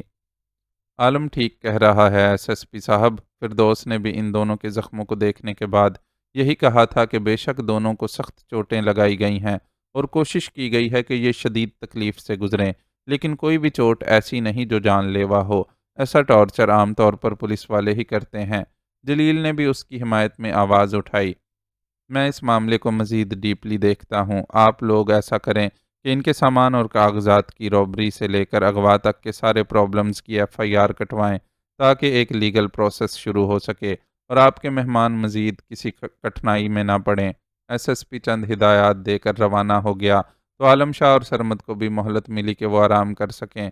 فردوس کی دی گئی پین کلرز میں یقیناً کوئی ایسا جزو تھا جس نے بستر پر لیٹتے ہی ساتھ کام دکھا دیا اور وہ نیند کی وادیوں میں اترتے چلے گئے۔ کیسے ہو معاذ؟ وہ ایک آرام دہ بستر پر لیٹا ہوا لا یعنی خیالات میں غرق تھا کہ سونیا کی نرم پکار نے اسے متوجہ کیا۔ Much better. کام کے لیے ریڈی ہو؟ کیا میرے پاس انکار کا اختیار ہے؟ اس کا لہجہ زہریلا ہوا۔ اگر تم بہتر فیل نہیں کر رہے تو ہم کچھ دن مزید انتظار کر سکتے ہیں۔ انجان مت بنو، تم جانتی ہو میں اپنی جسمانی نہیں ذہنی حالت کے بارے میں بات کر رہا ہوں۔ تمہیں تمہارے مطلب کا ٹاسک دیا گیا ہے، تب بھی تم ایسی بات کر رہے ہو۔ ہم تمہارے دشمن ملک کو ذکر پہنچانے جا رہے ہیں، تب بھی تم خوش نہیں ہو۔ سونیا نے شکوہ کیا۔ خوشی سے مر نہ جاتے جو اعتبار ہوتا۔ وہ طنزیہ سی ہنسی ہنسا۔ مطلب؟ سونیا نے اسے گھورا۔ مطلب صاف ظاہر ہے، مجھے یہ مشن میرے وطن کے کسی قابل اعتبار ادارے نے نہیں بلکہ ایسے لوگوں نے دیا ہے جن کی بے ضمیری کا میں خود گواہ ہوں۔ ایسے میں کوئی اچھی امید رکھنا نری خوش فہمی ہے۔ اس نے صاف گوئی کا مظاہرہ کیا۔ تم ایسی باتیں اس لیے کر رہے ہو کہ تم ابھی ہمیں سمجھے نہیں ہو۔ ہم کسی کے دوست یا دشمن نہیں ہیں۔ تم ہمیں فری لانسر سمجھو۔ ہم سب کے لیے کام کرتے ہیں۔ جو کام تم ہمارے لیے کرنے جا رہے ہو وہ تمہارے ملک کے مفاد میں ہے، اس لیے تمہیں اس کو انجام دینے میں کوئی جھجک نہیں ہونا چاہیے۔ سونیا اسے نہایت نرمی سے قائل کرنے کی کوشش کر رہی تھی۔ اس بحث کو چھوڑو، جو کرنا ہے اس پر بات کرتے ہیں۔ معاذ نے خود ہی بحث سمیٹ دی۔ سونیا کے کرم فرماؤں کی مہیا کی گئی اس پناہ گاہ میں قیام کے کئی روز گزر چکے تھے۔ یہاں اسے بہترین علاج، طعام اور قیام کی سہولیات میسر تھیں، اس لیے اس نے بہت تیزی سے ریکور کیا تھا، اور وہ جانتا تھا کہ ڈاکٹر کے ذریعے یہ ساری معلومات سونیا کو بھی حاصل ہو چکی ہوں گی، اس لیے بہانے بنا کر ٹال مٹول سے کام لینا بے مقصد سی حرکت تھی۔ ہم عام سے مسافروں کے حلیے میں سندر نگر میں داخل ہوں گے۔ یہ شام کے بعد کا وقت ہوگا اور اس وقت کا فائدہ اٹھا کر کسی نہ کسی طرح وہاں قیام کا بندوبست کرنا ہوگا۔ رات کے اس قیام میں ہی ہمیں ساری کارروائی۔ سونیا بھی بحث کو طول دیے بغیر اس کے ساتھ آ بیٹھی اور لیپ ٹاپ کھولے اسے سندر نگر کا نقشہ بھی ساتھ ساتھ دکھاتی جا رہی تھی۔ یہ ایک چھوٹا سا گاؤں تھا جس کی آبادی بھی چند 100 سے زیادہ نہیں تھی، لیکن سرحد کا قریبی گاؤں ہونے کی وجہ سے اس کی اہمیت کافی زیادہ تھی۔ سونیا اسے گاؤں کے حدود اربا سے آگاہ کرنے کے ساتھ ساتھ اپنے ٹاسک کے حوالے سے بھی معلومات فراہم کرتی جا رہی تھی۔ معاذ غور سے اس کی ہر بات سن رہا تھا یہاں روانہ ہوتے وقت اسے صرف اتنا بتایا گیا تھا کہ بھارت میں اسے کچھ ایسے کام انجام دینا ہوں گے جو اس کے وطن کے ازلی دشمنوں کے لیے کاری ضرب ثابت ہوں گے۔ ان ٹاسک کے حوالے سے معلومات موقع پر فراہم کی جاتی، اور اب ایسا ہو رہا تھا۔ اتنی بڑی کارروائی کے بعد ری ایکشن تو زبردست آئے گا، اور ہمیں ٹریس کرنے کی بھرپور کوشش بھی کی جائے گی۔ ڈونٹ وری، ہم کچھ بھی ہونے سے بہت پہلے وہاں سے نکل چکے ہوں گے، اور وہ بھی اپنے قدموں کے نشان چھوڑے بغیر، اس لیے ہمارے پکڑے جانے کا کوئی امکان نہیں۔ سونیا پوری طرح بے فکر تھی۔ اس کی یہ بے فکری اس کی تیاری اور باڈی لینگویج سے بھی جھلک رہی تھی۔ آج اس نے مغربی طرز کا لباس پہنا ہوا تھا، تیز سرخ ٹاپ لیس شرٹ نما چیز کے ساتھ گھٹنوں سے ذرا اوپر ہی ختم ہو جانے والا شارٹ اس کے قیامت خیز حسن کو بڑا نمایاں کر کے دکھا رہا تھا۔ لمبی سڈول ٹانگیں، سنہری اور گلابی کے خوبصورت امتزاج والی جلد اور دلاویز نقوش والی اس عورت کو نظر انداز کر دینا کسی مرد کے لیے آسان نہیں تھا۔ معاذ کے پہلو میں بیٹھی وہ مسلسل اس کے لیے امتحان بنی ہوئی تھی۔ اس کی زلفوں اور جسم سے اٹھتی بھینی بھینی مہک بار بار اس کی توجہ کھینچ لیتی تھی، لیکن وہ اپنی پوری قوت ارادی سے کام لے کر اس حسین فتنے سے بچنے کی کوشش کر رہا تھا۔ وہ اس بات کو محسوس کر چکا تھا کہ سونیا بہت غیر محسوس طور پر اسے اپنے حسن کے تیر سے گھائل کرنے کی کوشش کرتی رہتی ہے، لیکن یہ کوششیں اتنی محتاط تھیں کہ انہیں اس کی فطری بے باکی یا ہلکا پھلکا فلرٹ کہہ کر بھی نظر انداز کیا جا سکتا تھا۔ جیسا کہ اس وقت وہ اس کے ساتھ اس کے بستر پر ہی بیٹھی بظاہر کام کی باتیں کر رہی تھی، لیکن اس کے بدن کا ریشمی لمس اور بھینی بھینی خوشبو بار بار معاذ کو کی توجہ بھٹکا دیتے تھے۔ چائے تو منگواؤ یار، سر کچھ بھاری بھاری سا ہو رہا ہے۔ کام کی بہت سی معلومات اسے منتقل کر دینے کے بعد اس نے ایک توبہ شکن انگڑائی لی اور اس کے بستر پر ہی نیم دراز ہوتے ہوئے فرمائش کی، چائے؟ معاذ نے حیرت کا مظاہرہ کیا۔ تم جیسوں کی تھکن تو دوسری چیزوں سے دور ہوتی ہے۔ سو تو ہے، لیکن تمہارا ساتھ تو صرف چائے کی حد تک ہی مل سکتا ہے، اس لیے چائے کی فرمائش کی ہے۔ اس نے مسکرا کر وجہ بیان کی تو معاذ نے مزید بحث مناسب نہیں سمجھی اور انٹرکام پر 2 کپ چائے بھیجنے کا کہہ دیا۔ میں ذرا واش روم سے ہو کر آتا ہوں۔ سونیا کا دہکتا ہوا قرب اس کے لیے آزمائش بن رہا تھا، اس لیے بہانہ بنا کر اس سے دور ہٹ گیا۔ 2-4 منٹ بعد واپس آیا تو چائے آ چکی تھی۔ تم بناؤ، سونیا نے ایک بار پھر لیٹے ہی لیٹے انگڑائی لیتے ہوئے اس سے فرمائش کی۔ انگڑائی لینے کے اس عمل میں اس کا جسم کمان کی طرح تن گیا تھا اور سارے نشیب و فراز پوری طرح عیاں ہو گئے تھے۔ معاذ اس حسن بلاخیز سے نظریں چرا کر پیالیوں میں چائے انڈیلنے لگا۔ اس نے بیٹھنے کے لیے جان بوجھ کر ایک سنگل صوفے کا انتخاب کیا تھا تاکہ یہ حسین بلا کسی اور طرح اس کے لیے آزمائش نہ بنے۔ چینی کتنی؟ No sugar. اپنا فگر پرفیکٹ رکھنے کے لیے مجھے احتیاط کرنا پڑتی ہے، اس نے مسکرا کر جواب دیا تو معاذ نے بغیر چینی کی چائے اس کی طرف بڑھا دی۔ وہ اب تک بستر پر ہی قابض تھی، لیکن اٹھ کر بیٹھ گئی تھی۔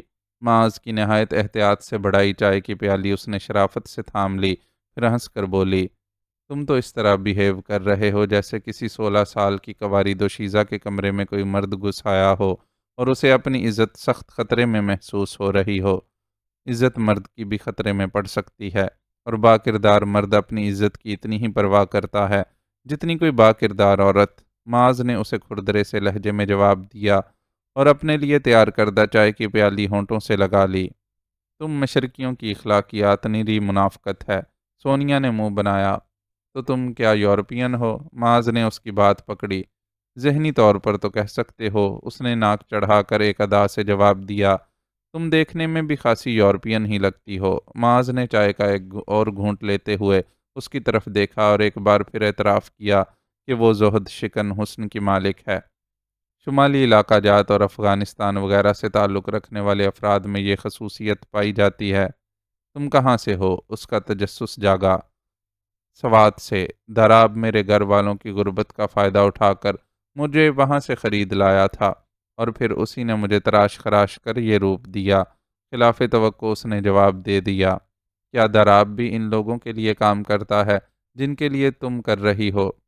یہ ایک لمبی کہانی ہے، اور اس کہانی کو دہرا کر میں خود کو اذیت میں مبتلا نہیں کرنا چاہتی۔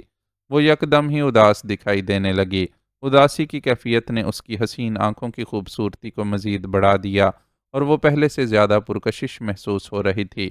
معاذ نے بے اختیار ہی خود کو اس کی طرف کھنچتا ہوا محسوس کیا۔ اب تو دراب نہیں رہا ہے اور تم اس کی دولت کی واحد وارث ہو، تو نکل جاؤ ان سارے چکروں سے اور کہیں دور جا کر ایک اچھی زندگی گزارو۔ وہ اب سونیا کے لیے ہمدردی سے سوچ رہا تھا۔ کیوں مذاق کرتے ہو؟ تم نہیں جانتے کہ کیا ان لوگوں کے چنگل سے نکلنا کتنا مشکل ہے؟ اس بار اس کی آنکھوں سے آنسو ہی بہہ نکلے۔ معاذ ان حسین آنکھوں سے بہتے آنسو دیکھ کر گویا تڑپ ہی اٹھا اور بے ساختہ اپنی جگہ سے اٹھ کر اس کے قریب جا بیٹھا۔ آئی ایم سوری سونیا، میں شاید انجانے میں تمہیں تکلیف دے بیٹھا۔ اصل میں تم جن لوگوں کے نمائندے کی حیثیت سے مجھ سے ملی ہو، وہ میرے لیے نہایت قابل نفرت ہیں، اور تمہیں ان کا ساتھی جان کر میں تمہارے متعلق بھی منفی انداز میں سوچتا رہا ہوں۔ اسے خود بھی اندازہ نہیں تھا کہ سونیا کے آنسو اتنے طاقتور ہوں گے کہ وہ اس کے لیے اپنے دل میں مثبت جذبات محسوس کرے گا۔ فرق صرف سینئر اور جونیئر کا ہے، ورنہ حقیقت میں ہم تم ایک ہی کشتی کے سوار ہیں۔ بس تم بول بال کر اپنا غصہ نکالتے رہتے ہو اور میں نے حالات سے مکمل سمجھوتا کر لیا ہے۔ اس نے اپنا سر معاذ کے شانے پر رکھ لیا اور افسردگی سے بولی، تو معاذ نے بے ساختہ ہی تسلی دینے والے انداز میں اس کا ہاتھ اپنے ہاتھ میں لے کر دبایا۔ جذبات پہلے ہی اتھل پتھل کا شکار ہو رہے تھے۔ سونیا کے لمس نے پورے جسم میں سنسنی سی دوڑا دی۔ میں اکیلی تھی اس لیے شکست تسلیم کر لی، اگر تم میرا ساتھ دو تو ہم مل کر اپنی آزادی کی کوئی راہ نکال سکتے ہیں۔ اس نے خود کو معاذ کے ساتھ مزید پیوست کیا۔ معاذ جو پہلے ہی اپنے جذبات میں خاصی ہلچل محسوس کر رہا تھا، مزید اس کی طرف کھنچنے لگا۔ اگر ایسی کوئی راہ نکل سکتی ہے تو میں دل و جان سے تمہارے ساتھ ہوں۔ سونیا کو اسبات میں جواب دیتے ہوئے اس کا لہجہ بے حد بوجھل تھا۔ سو سویٹ، تم نے میرا دل خوش کر دیا معاذ۔ اس نے چٹا چٹ معاذ کے کئی بوسے لے ڈالے۔ ان بوسوں نے یکدم ہی ہر بند توڑ ڈالا اور معاذ کے اندر دھاڑتا جذبات کا طوفان یکدم ہی بے قابو ہو گیا۔ ان بے قابو جذبات کی دوسری طرف سے خوب خوب پذیرائی کی جا رہی تھی۔ 100 موجیں بلند سے بلند ہوتی چلی گئیں۔ ان طوفانی موجوں کے ساتھ ساتھ بہتے وہ نفوس کب تک ہار کر سوئے، انہیں خود بھی پتہ نہیں چلا۔ صبح پہلے معاذ کی ہی آنکھ کھلی۔ یہ اپنے بازو پر سر رکھے سوتی سونیا کو دیکھ کر اسے زور کا جھٹکا لگا اور اسے دھکیل کر تیزی سے بستر سے اترنے کی کوشش کی، لیکن سر بری طرح چکرا گیا۔ کیا بات ہے معاذ، کیا ہوا ہے؟ تم اتنے پریشان کیوں ہو؟ جھٹکے سے سونیا کی آنکھ کھل چکی تھی اور اب وہ اس کی طرف تشویش سے دیکھتے ہوئے پوچھ رہی تھی۔ معاذ نے اپنے چکراتے سر کو تھام کر اس کی طرف دیکھتے ہوئے کچھ کہنے کی کوشش کی، لیکن اس کا حلیہ دیکھ کر نظریں چرا گیا۔ عین اسی وقت پہلی بار اسے اپنی حیت قضائی کا بھی احساس ہوا اور وہ جیسے زمین میں گڑ گیا۔ یہ ادراک کہ وہ اپنی پارسائی کا بھرم کھو چکا ہے، نہایت باعث تکلیف تھا۔ وہ جو صرف پارسائی کو عورت تک محدود نہیں سمجھتا تھا، خود کیسے اپنے معیار سے نیچے چلا گیا، یہ بات کسی طور اس کی سمجھ میں نہ آ رہی تھی۔ شدید جھنجھلاہٹ میں اس نے سونیا کو کینہ نظروں سے دیکھا اور کچکچا کر بولا، یو بچ، تم نے مجھے ٹریپ کیا۔ پلیز معاذ، ایسی زبان استعمال مت کرو، جو کچھ ہوا اس میں تم پوری طرح انوالو تھے۔ سونیا نے انگلی اٹھا کر اسے ٹوکا تو وہ اسے بس گھور کر رہ گیا اور پیر پٹکتا ہوا باتھ روم میں جا گھسا۔ خاصا طویل شاور لینے پر اس کے سر کا بھاری پن تو خاصی حد تک دور ہو گیا، لیکن دل پر آ جانے والے بوجھ کا کوئی علاج نہیں تھا۔ اپنے پستی میں گر جانے کا احساس اسے کسی طور چین نہیں لینے دے رہا تھا۔ اسی احساس کے ساتھ وہ کمرے میں واپس آیا تو سونیا وہاں سے جا چکی تھی۔ کمرہ سمیٹا جا چکا تھا اور بستر پر بچھی نئی بے شکن چادر کو دیکھ کر کوئی نہیں کہہ سکتا تھا کہ رات اس کمرے میں مرد و زن کی ازلی کہانی دہرائی گئی ہے۔ وہ بے دم سا ہو کر صوفے پر آ بیٹھا۔ میز پر سے رات پی جانے والی چائے کے برتن بھی غائب تھے۔ پورے کمرے میں ایسی کوئی نشانی نہیں تھی جو گزری رات کا افسانہ سنا سکے، لیکن ایک داغ ندامت تھا جو اس کے اپنے دل پر لگ گیا تھا۔ مانا کہ سونیا بہت حسین ہے، لیکن رات ایسا کیا ہوا تھا جو میں اس کے حسن کے جال میں پھنس گیا؟ کیا اس کے حسن میں میری تربیت اور اقدار سے زیادہ طاقت تھی؟ خود سے سوال جواب کا ایک نہ ختم ہونے والا سلسلہ تھا جو اس نے اس کو اپنے حصار میں لے رکھا تھا۔ ان سوالوں کے حصار میں گرا وہ خود کو اتنا بے بس محسوس کر رہا تھا کہ جب کچھ سجھائی نہیں دیا تو پھوٹ پھوٹ کر رونے لگا۔ हाँ, वो रो रहा था। एक तवाना मर्द होने के ज़ोम के बावजूद रो रहा था कि पारसाई के ज़ोम को खो देना सिर्फ औरत ही नहीं, बाकिरदार मर्द के लिए भी तकलीफ दे होता है। क्या हाल है देवर जी? वो लॉन में हल्की फुल्की वर्जिश कर रहा था कि चहलकदमी करती फिरदौस उसके करीब चली आई। अल्हम्दुलिल्लाह बहुत बेहतर हूँ। घर का डॉक्टर मिल जाने का यही फ़ायदा होता है कि किसी भी बीमारी या तकलीफ़ को लंबा खींचकर बिल बढ़ाने की तरकीबें नहीं लड़ाई जाती। आलम शाह ने खुशगवार लहजे में उसे जवाब दिया तो वो हंस पड़ी। डॉक्टरों से बड़े बदगुमान लगते हो। सबसे नहीं, लेकिन जो अपने पेशे से बददयानती करते हैं उन पर ज़रूर अफसोस होता है। वो फिरदौस के साथ चलता हुआ लॉन चेयर पर आ बैठा। मुख्तलिफ पौधों और रंग बिरंगे फूलों से सजा ये लॉन इस घर में उसका पसंदीदा मकाम था। अपनी जिस्मानी तकलीफ़ और कागजात की अदम मौजूदगी के बायस बाहर जाकर घूमना फिरना यूं भी ममनू था, इसलिए ये लॉन और भी अच्छा लगता था। वाकई बददयानती तो किसी भी शोबे में अच्छी नहीं लगती। बहरहाल इस वक्त इस संजीदा मौजू पर गुफ्तगू करने का समय बिल्कुल भी नहीं है। मैं सिर्फ तुम्हें अब्बा जी का ये मैसेज देने आई थी कि आज फैसल की मेहंदी पर तुम भी हमारे साथ दुल्हन वालों के यहाँ चलोगे। अब्बा जी ने सारी ज़रूरी कार्रवाई कर ली है, इसलिए तुम्हारे मेहंदी में शरीक होने में कोई ख़तरा नहीं है। ये तो अच्छी खबर सुनाई आपने। हम तो आए ही फैसल की शादी में शरीक होने के लिए हैं। इस शादी की कोई तकरीब मिस हो जाती तो मुझे बड़ा अफसोस होता। वो फिरदौस की दी इत्तला सुनकर खुश हो गया। बस तो फिर टाइम पर तैयार रहना, तुम्हारा ड्रेस तुम्हारे कमरे में पहुंच जाएगा। आज का dress code black kurta salwar पर येलो और ग्रीन कलर का पटका है। फिरदौस ने उसकी मालूमात में इजाफा किया और उसी वक्त मुलाजिम का पहुंचाया हुआ ऑरेंज जूस बोतल से ग्लास में उंडेल कर उसे पेश किया। थैंक यू भाभी, आप भी लीजिए ना, उसने इसरार किया। नहीं, बस अब मैं जाऊंगी, शाम के लिए बहुत सारी तैयारियां करना है और फिलहाल नाश्ते ही का दौर चल रहा है। सारे छोटों को डांट की डोज देकर एक्टिव करना होगा ताकि टाइम पर रवाना हो जाएं। अब्बा जी टाइम के मामले में बड़े असूल पसंद हैं। फिर दोस्त ने उसे आगाह किया और अपनी जगह छोड़कर अंदर की तरफ बढ़ गई। आलम शाह सुबह की ताज़ा हवा, फूल पौधों की महक और ऑरेंज जूस से लुत्फ़अंदोज़ होता रहा। अभी उसका जूस ख़त्म नहीं हुआ था कि उसने उजाला को लॉन की तरफ आते हुए देखा।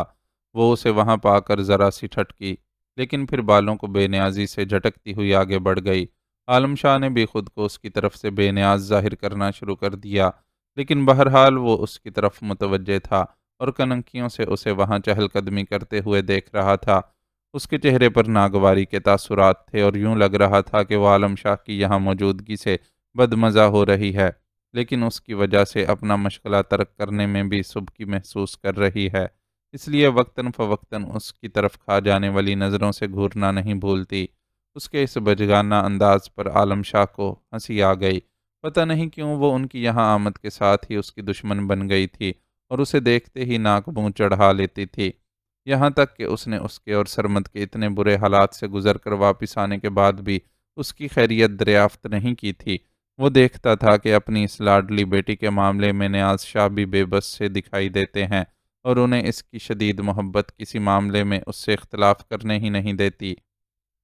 घर के सरबराह का ये हाल था, इसलिए बाकी अफराद भी उसके नाज नखरे उठाने पर मजबूर थे। ये आपने मुझे किस टेढ़ी खीर से मत्था मारने की जिम्मेदारी सौंप दी बाबा साईं?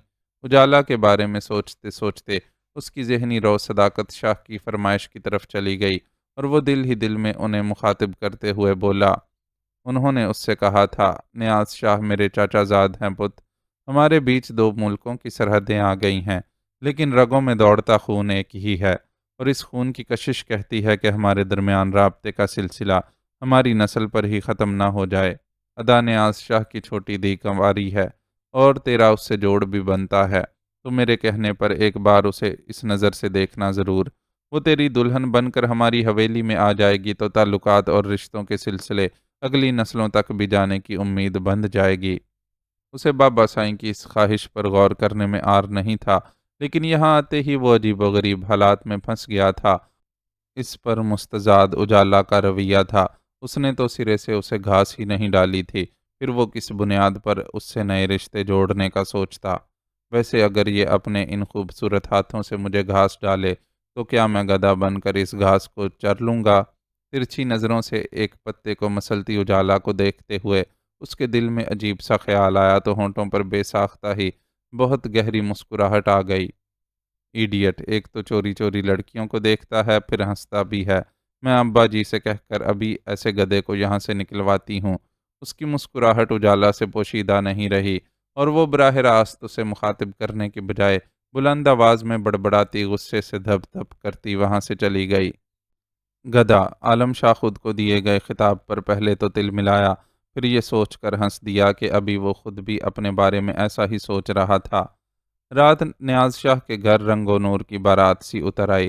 گھر کی سجاوٹ، ڈھول تاشے، بلند کہے اور روانگی سے قبل کی مخصوص ہلچل، سب کچھ دیکھ کر ایسا لگتا تھا دنیا میں غم اور پریشانی کا نام و نشان بھی نہیں ہے۔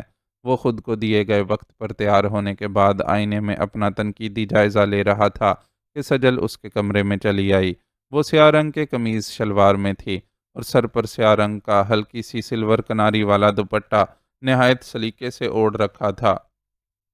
چہرے پر میک اپ بالکل نہیں تھا، البتہ کانوں میں چھوٹے چھوٹے ٹاپس اور ناک میں ایک سترنگی نگینے والی لونگ دمک رہی تھی۔ اتنی سی تیاری نے بھی اسے گویا سجا ڈالا تھا۔ اچھا تو خواتین بھی بلیک کلر ہی پہن رہی ہیں۔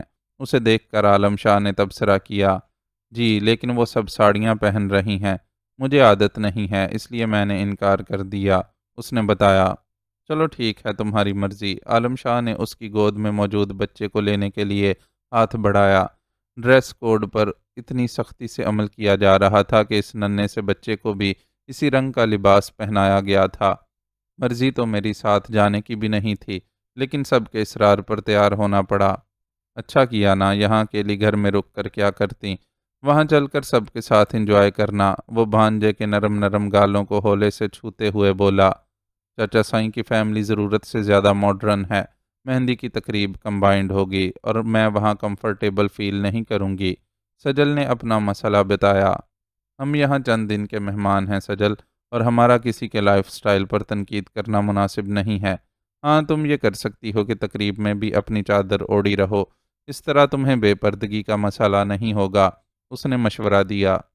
جی ادا، میں نے بھی ایسا ہی سوچا ہے، اس نے جواب دیا، پھر بچے کو لینے کے لیے ہاتھ آگے بڑھائے۔ آپ اسے مجھے دے دینا ادا، ایسا نہ ہو کہ یہ آپ کی اتنی شاندار تیاری کو خراب کر دے۔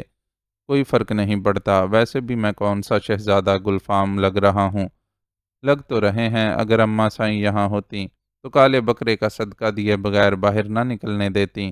سجل دھیرے سے مسکرا کر بولی تو اس نے بھی ایک چھوٹا سا کہا لگایا۔ اس کی والدہ اپنے اکلوتے بیٹے کے لیے واقعی اتنی ہی جذباتی تھیں۔ اماں سائیں اور مومل کو تم نے یہاں کے حالات کے بارے میں کچھ بتایا تو نہیں ہے نا؟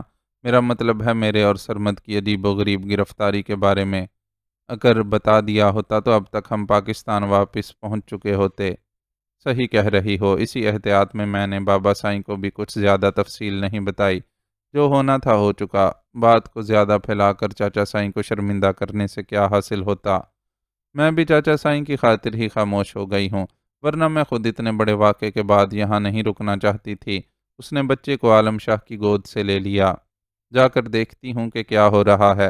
بڑی بھابھی کہہ رہی تھیں کہ بس 10-15 منٹ میں نکل جائیں گے، آپ بھی اپنی تیاری مکمل کر کے جلدی باہر آ جائیں۔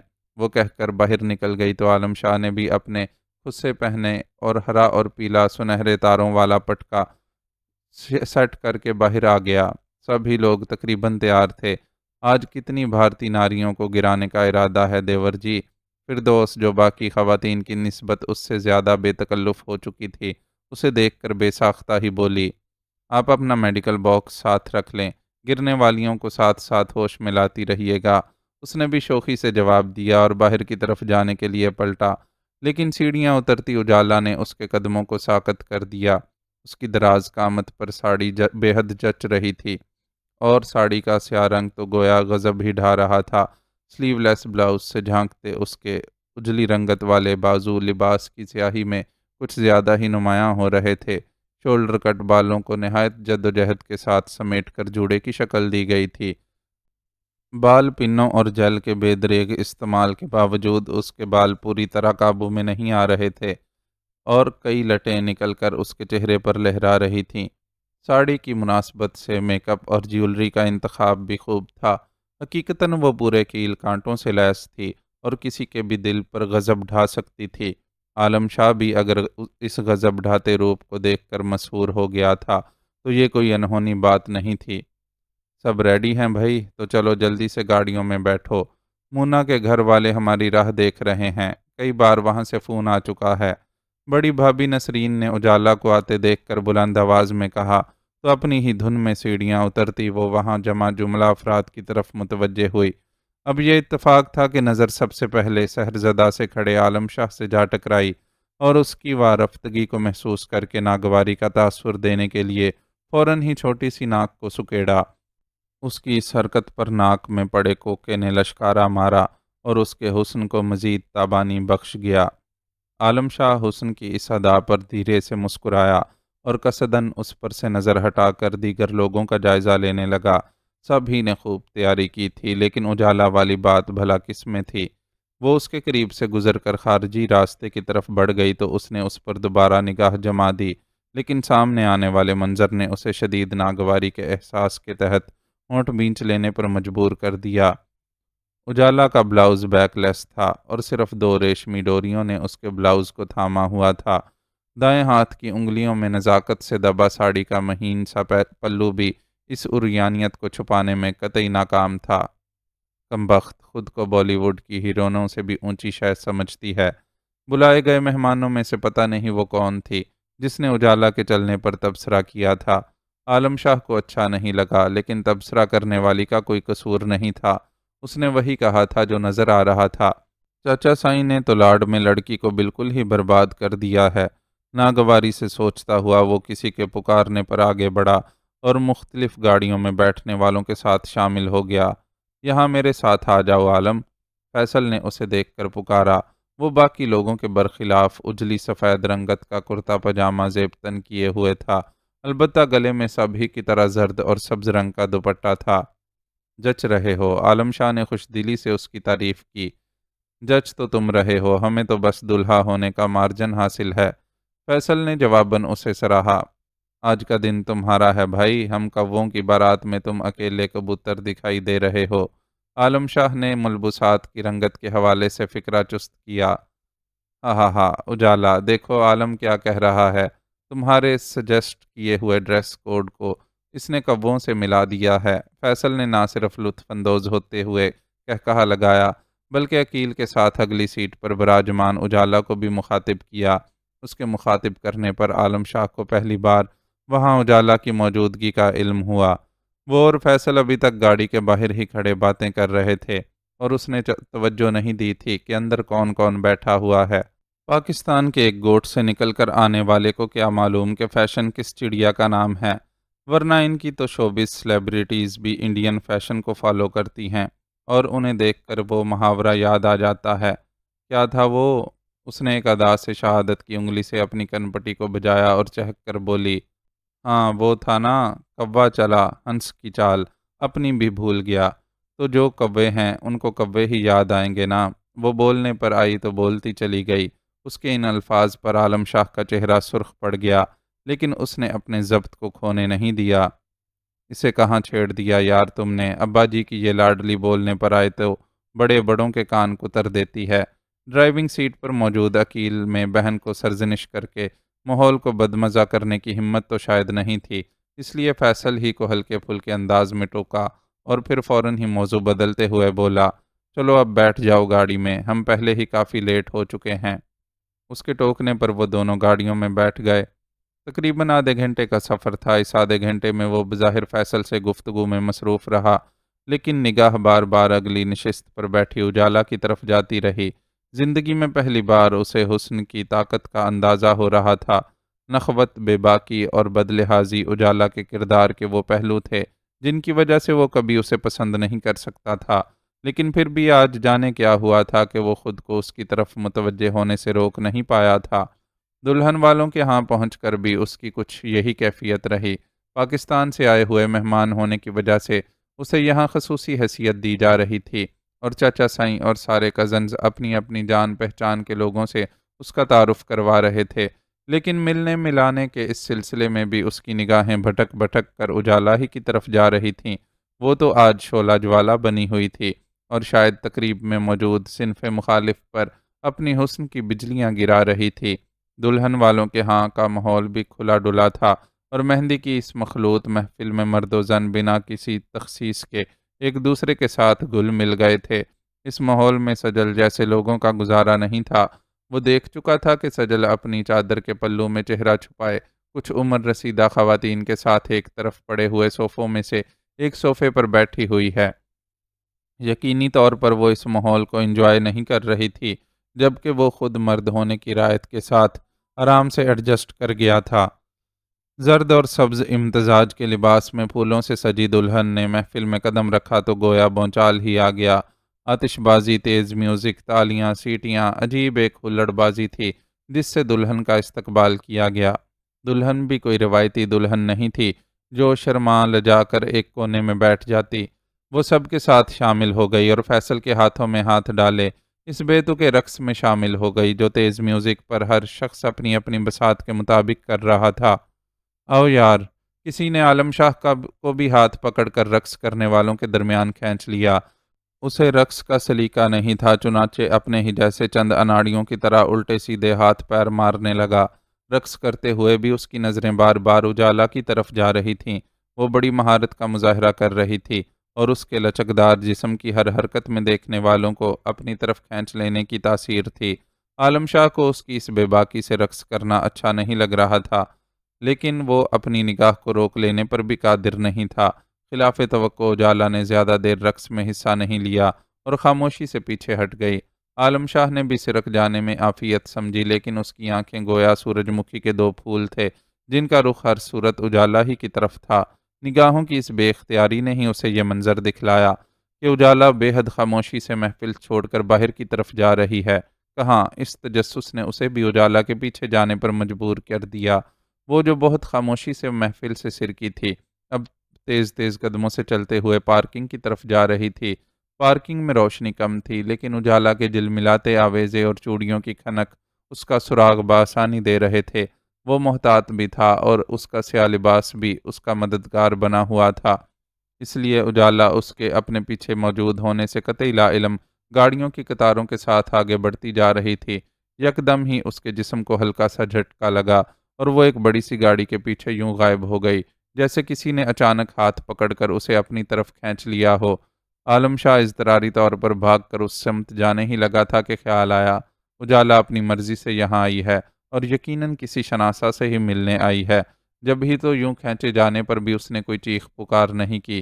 وہ کون تھا یہ جاننے کا تجسس اسے دبے قدموں آگے لے گیا۔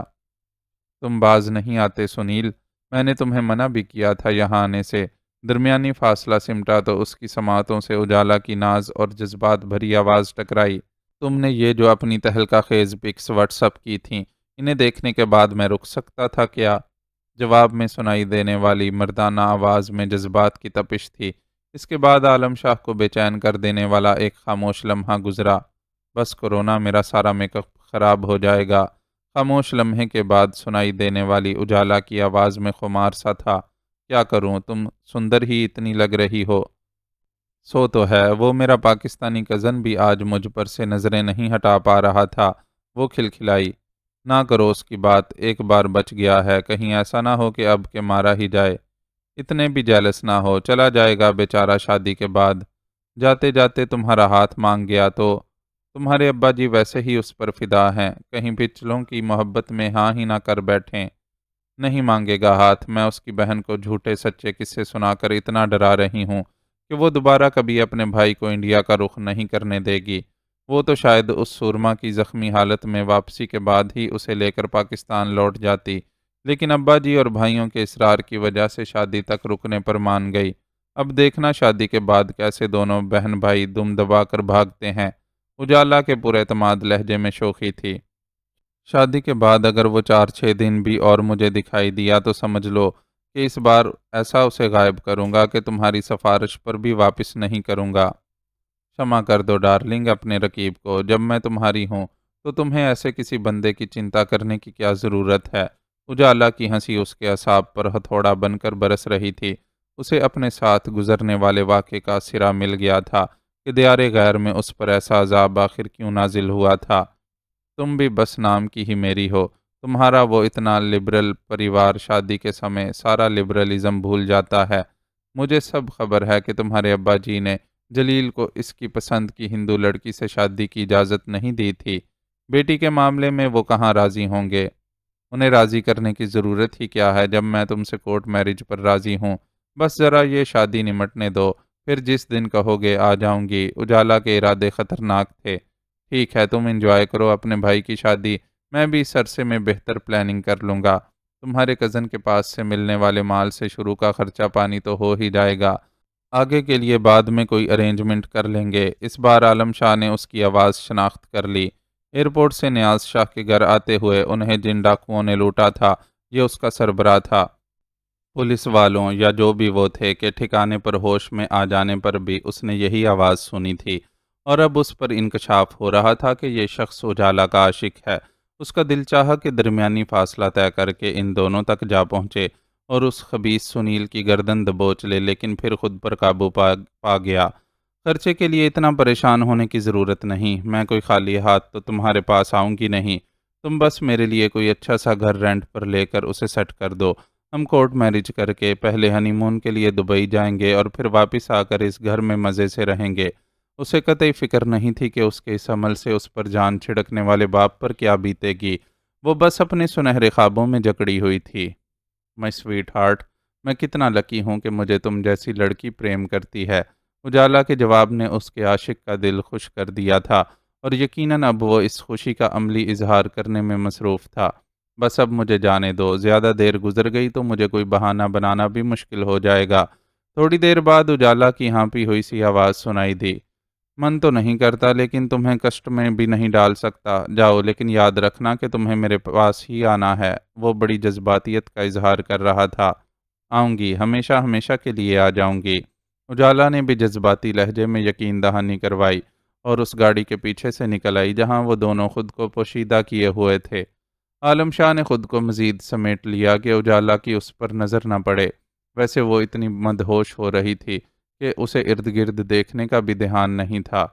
میں عشق کا جادو اس کی چال تک سے چھلک رہا تھا۔ وہ پارکنگ سے نکل گئی تو عالم شاہ نے پیش قدمی کا فیصلہ کیا۔ وہ کوئی جذباتی قدم اٹھا کر نیاز شاہ اور ان کے خاندان کی رسوائی کا انتظام کرنے کی بجائے بہت خاموشی سے اس بندے سے نمٹنا چاہتا تھا۔ اسی لیے اجالا کے وہاں سے نکل جانے کا انتظار کرتا رہا تھا۔ اس احتیاط اور انتظار میں اس سے تھوڑی سی چوک ہو گئی، جس کا خمیازہ اسے اپنے سر پر ٹوٹنے والی قیامت کی صورت میں بھگتنا پڑا۔ معزز ناظرین و سامعین، لائک، کمنٹس اور شیئر ضرور کریں۔ شکریہ۔